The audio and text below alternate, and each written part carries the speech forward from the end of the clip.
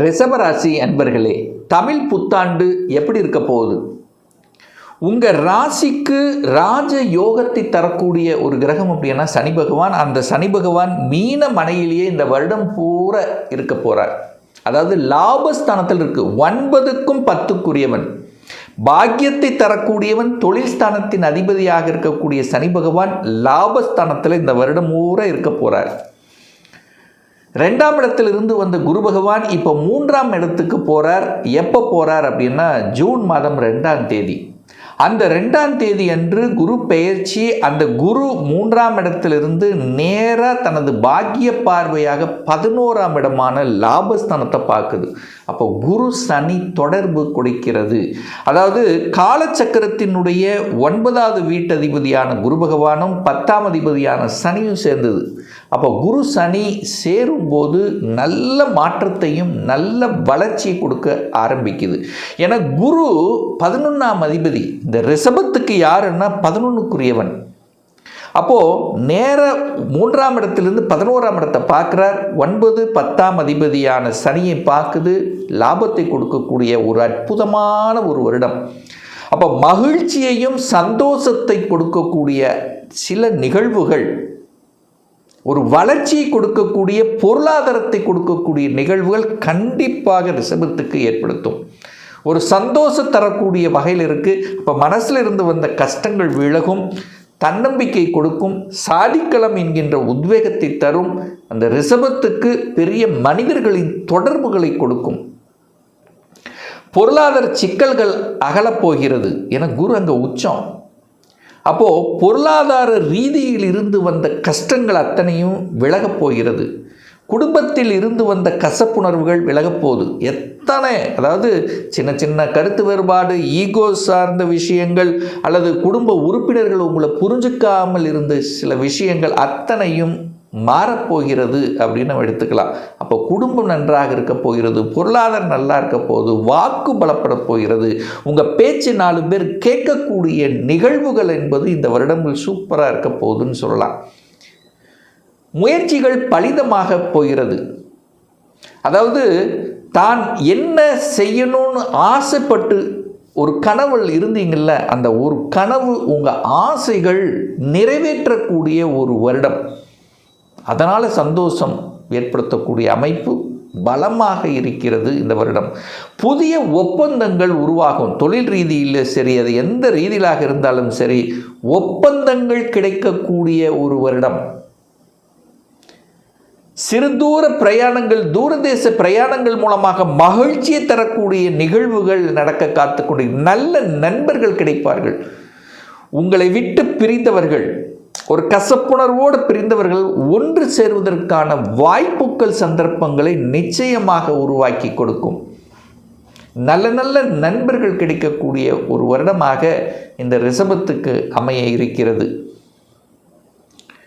வியாபாரத்தில் இருக்கக்கூடிய அத்தனை ரிஷபத்துக்கும் இந்த வருடம் சூப்பராக இருக்கும். நல்ல திட்டங்கள் தீட்டக்கூடிய, திட்டம்னா பர்ஃபெக்டாக இருக்கும். இதை செய்தால் கண்டிப்பாக வெற்றி. அதற்கு உண்டான அந்த தன்மைகள் உங்களுக்கு நெருங்கி வரும். ஒரு வியாபாரமாக இருந்தாலும், தொழிலை ஆரம்பிக்கணுங்கிற எண்ணங்கள், சிந்தனைகள் வரக்கூடிய அமைப்புகள் இந்த வருடங்கள் நிச்சயமாக உண்டு. வீட்டில் இருந்து வந்த, அதாவது அந்த கேது 4ஆம் இடத்தில் இருந்தார் பாருங்க. நிறைய பேருக்கு தாய் ரீதியில் பல பிரச்சனைகள் கொடுத்துருக்கோம். தாய் சொத்துக்கள் அடைவதில் பிரச்சனை, அல்லது சுகத்தில் பிரச்சனைகள், இதெல்லாம் விலக காத்து கொண்டிருக்கிறது இந்த தமிழ் புத்தாண்டில். அப்போது நிச்சயமாக சொத்துக்கள் சேர்க்கை என்பது பலமாக இருக்க போகிறது. வீடு வாங்க போகிறீங்க, நிலம் வாங்க போகிறீங்க, இடத்த வாங்க போகிறீங்க, வீடு கட்ட போகிறீங்க. கட்டின வீட்டின் மூலமாக வருமானம் வரப்போகிறது. சில மேன்மைகள் தரக்கூடிய ஒரு நல்ல வருடமாகவே இந்த ரிஷபத்துக்கு அமையிருக்கிறது. பூர்வ புண்ணிய ஸ்தானத்தில் இருந்து வந்த கசப்புணர்கள், பூர்வீகத்துக்கு நிறைய பேர் போகாமல் இருந்திருப்பீங்க. கண்டிப்பாக பூர்வீகத்தில் போகக்கூடிய தன்மை, குல தெய்வத்தினுடைய ஆசீர்வாதம் கிடைக்கக்கூடிய தன்மை, ஒரு சிலர் பார்த்தீங்கன்னா உங்களுடைய பூர்வீகத்தில் போய் செட்டில் ஆகணுங்கிற எண்ணங்களை கொடுக்கக்கூடிய வாய்ப்புகள், குழந்தைகள் ரீதியில் இருந்து வந்த கசப்புணர்வுகள் விலகப் போகிறது. குழந்தைகளுக்கும் உங்களுக்கும் இருந்து வந்த கசப்புணர்வுகள் விலகக்கூடிய ஒரு வருடமாக இருக்கிறது. ஏன்னா ஒருவருக்கொருவர் புரிந்து கொள்ள ஏதோ ஒரு ரீதியில் கொஞ்சம் பிரிந்தவர்கள், கசப்புணர்வு ஏதோ ஒரு ரீதியில் இருந்ததெல்லாம் இப்போ ஒன்று சேருவதற்கான வாய்ப்புகள், சந்தர்ப்பங்களை கண்டிப்பாக உருவாக்கும். இதில் எந்தவித மாற்று கருத்து என்பது இல்லை. செட்டில் ஆகாத குழந்தைகள் செட்டில் ஆக போகிறீங்க. ஒரு நல்ல வேலை அமையாதவர்கள் எல்லாம் இந்த வருடம் அமையப் போகிறது. அப்போ படித்த படிப்புக்குண்டான வேலை கிடைக்கக்கூடிய ஒரு வருடமாக அமைகிறது. கடன் சார்ந்த விஷயத்தில் இருந்து வந்த பிரச்சனைகள் தீர்க்க போகிறீங்க. நிறைய இஎம்ஐ இருந்தது, நிறைய இருந்தது, கடன் கழுத்து நெரிக்கிற மாதிரி இருந்தது, அதெல்லாம் அப்படியே மறைய போகிறது. அதற்குண்டான அந்த கடனை குறைப்பதற்குண்டான சாத்தியக்கூறுகளை உருவாக்கக்கூடிய ஒரு வருடமாக இந்த ரிஷபத்துக்கு அமையிருக்கிறது. திருமண பந்தங்கள், திருமண வாய்ப்புகள் தங்கு தடையில்லாமல் நடக்கும். அதாவது குறிப்பாக இந்த 2026 ஜூன் மாதத்துக்கு அப்புறம் இந்த ரிஷபத்துக்கு திருமண வாய்ப்புகள் கண்டிப்பாக கொடுத்துவிடும் இந்த தமிழ் புத்தாண்டில். அதாவது இந்த ஜூனுக்கு அப்புறம் குரு பகவான் உச்ச பலத்தோடு இருந்து தனது 5ஆம் பார்வையாக நேராக எங்கள் 7ஆம் இடமான திருமணஸ்தானத்தை பார்க்குறார், லாபஸ்தானத்தை பார்க்குது, பாக்கியஸ்தானத்தை பார்க்குது. தடைப்பட்ட திருமணங்கள் நிறைய வரணம் பார்த்தோம் சார், ஒன்றும் செட் ஆகலை, அல்லது திருமணத்துக்கான இசைவு இல்லை, அல்லது திருமணம் சார்ந்த விஷயத்தில் கணவன் மனைவிக்குள்ளே ஏற்கனவே திருமணம் ஆகிருக்கு, அதுக்குள்ளே சில கசப்புணர்வுகள், இது எல்லாமே சரி செய்யக்கூடிய ஒரு வருடம் இந்த தமிழ் வருடம் அப்படின்னு நம்ம சொல்லலாம். அப்போ திருமண பந்தங்கள் கைகூடும்.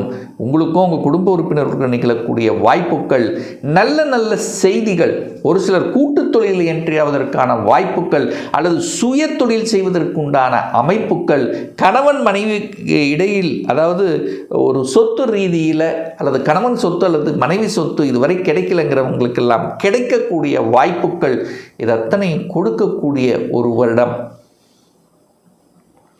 ஒரு பாக்கியத்தை நினைத்து ஏங்கிக் கொண்டிருப்பவர்கள், குழந்தை பாக்கியம், குறிப்பாக குழந்தை பாக்கியம் இல்லாதவர்கள்,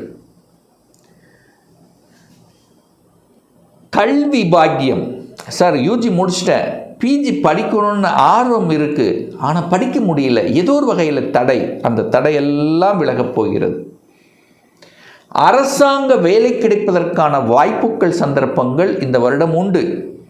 அந்த அரசாங்கத்துக்குள்ளே போகணுங்கிற எண்ணங்களை ஸ்ட்ராங்காக கொடுத்து உங்களுக்கு அதுக்குள்ளே என்ட்ரி ஆகுவதற்கான வாய்ப்புகள், அதுவும் குறிப்பாக குரூப் 1 குரூப் 2 இந்த மாதிரி சென்ட்ரல் கவர்மெண்ட், ஸ்டேட் கவர்மெண்ட், வங்கியில் செல்லக்கூடிய அமைப்புகள், அல்லது ஒரு சிலர் பாருங்க இன்சூரன்ஸ் சம்பந்தப்பட்ட விஷயத்தில் நன்மைகள் கொடுக்கக்கூடிய அமைப்புகள், இதெல்லாமே நல்ல நடக்கக்கூடிய ஒரு நல்ல வருடம். இந்த மேச ராசி, மேச லக்னத்தில் பிறந்த அன்பர்களுக்கு ஒரு அதிர்ஷ்டத்தை கொடுக்கக்கூடிய ஒரு வருடம், ஒரு ஜாக்பாட் கொடுக்கக்கூடிய வருடம். நீங்களாகவே நினைத்து பார்க்க முடியாத, அடடா, ஒரு செட்டில் ஆகக்கூடிய ஒரு வருடமாக அமைகிறது.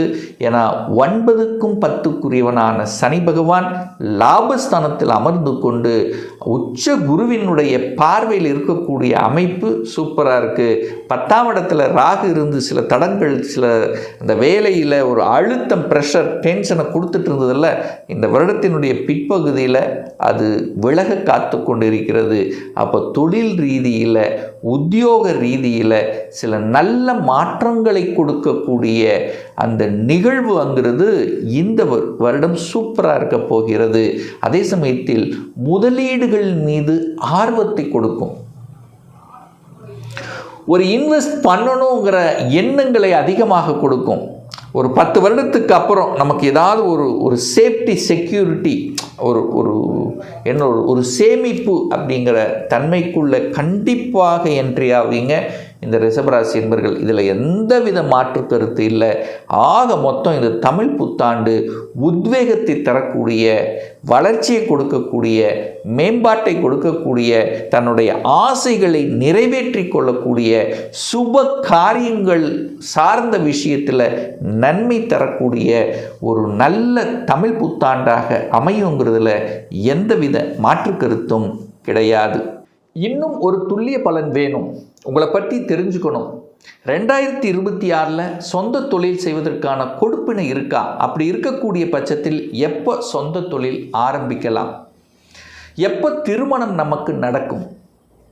என்ன படிப்பு படித்தால் நம்முடைய ஃப்யூச்சர் நன்றாக இருக்கும்? எப்போ ப்ரமோஷன் கிடைக்கும்? எப்போ இடமாற்றம் கிடைக்கும்? எப்போ நான் வீடு கட்டுவேன்? எப்போ குழந்தை பாக்கியம்? ஸோ இது போன்ற கேள்விகளுக்கு துல்லியமான பலனை நம்மால் கூற முடியும்.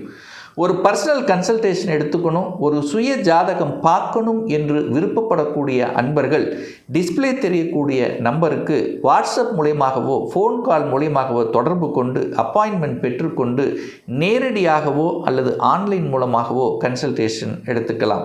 நம்மளுடைய அலுவலகம் கோயம்புத்தூரில் அமைந்துள்ளது. அதாவது கோயம்புத்தூரிலிருந்து மேட்டுப்பாளையம் செல்லும் வழியில் வெள்ளக்கிணர் பிரிவுக்கு அருகில் அன்னபூர்ணா ஹோட்டலுக்கு அருகாமையில் அமைந்துள்ளது. பிரியர் அப்பாயின்மெண்ட் வாங்கிட்டு நேரடியாக கன்சல்டேஷன் எடுத்துக்கலாம். நிச்சயமாக இந்த பதிவு ஏதாவது ஒரு ரூபத்தில் உங்களுக்கு யூஸ்ஃபுல்லாக இருக்குங்கிறதுல எந்தவித மாற்று கருத்து இல்லை. நம்முடைய சேனலை நீங்கள் ஃபஸ்ட்டு டைம் பார்ப்பவர்கள் என்றால் மறக்காமல் சப்ஸ்கிரைப் பண்ணிக்கிங்க.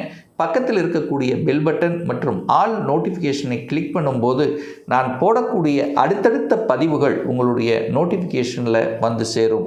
மீண்டும் ஒரு நல்ல பதிவில் உங்களை சந்திக்கும் வரை உங்களிடமிருந்து விடைபெறுவது உங்கள் அஸ்ட்ராலஜர் டாக்டர் சதீஷ்.